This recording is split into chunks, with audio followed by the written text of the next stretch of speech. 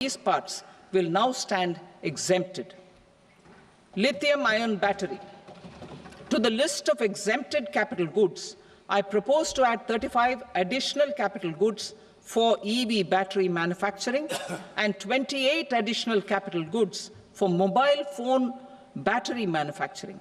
This will boost domestic manufacture of lithium-ion batteries, both for mobile phones and for electric vehicles.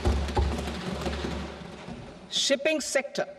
Considering that shipbuilding has a long gestation period, I propose to continue the exemption of BCD on raw materials, components, consumables, or parts for the manufacture of ships for another 10 years.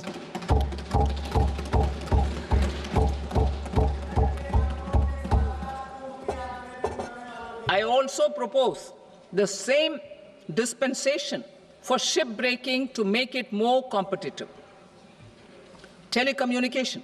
To prevent classification disputes, I propose to reduce the BCD from 20% to 10% on carrier-grade Ethernet switches to make it at par with non-carrier-grade Ethernet switches. Export promotion. To facilitate exports of handicrafts, I propose to extend the time period for export from 6 months to 1 year, further extendable by another 3 months if required.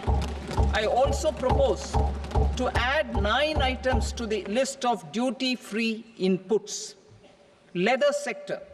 I propose to fully exempt BCD on wet blue leather to facilitate imports for domestic value addition and employment. I also propose to exempt crust leather from 20% export duty to facilitate exports by small tanners. Marine products. To enhance India's competitiveness in the global seafood market, I propose to reduce BCD from 30% to 5% on frozen fish paste, surimi, for manufacture and export of its analog products. I also propose to reduce BCD from 15% to 5% on fish hydrolysates for manufacture of fish and shrimp feed. In July 2024 budget, to promote development of domestic MROs for aircraft and ships, I had extended the time limit for export of foreign origin goods that were imported for repairs from 6 months to 1 year and further extendable by 1 year. I now propose to extend the same dispensation for railway goods. Time limit for provisional assessment. Presently, the Customs Act 1962 does not provide any time limit to finalize provisional assessments, leading to uncertainty and cost to trade. As a measure of promoting ease of doing business, I propose to fix a time limit of 2 years, extendable by a year, for finalizing the provisional assessment. I propose to introduce a new provision that will enable importers or exporters, after clearance of goods, to voluntarily declare material facts and pay duty with interest but without penalty. This will incentivize voluntary compliance.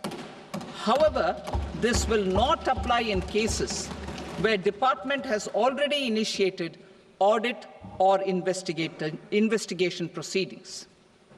For industry to better plan their imports, I propose to extend the time limit for the end use of imported inputs in the relevant rules from 6 months to 1 year.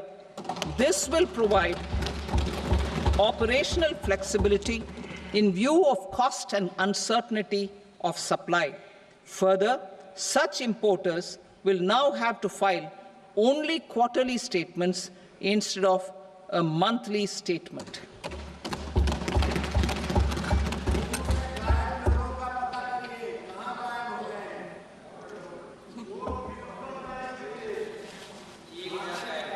I now come to my direct tax proposals. In Part A, I have briefly underlined taxation reforms as one of key reforms to realize our vision of Vikasit Bharat. In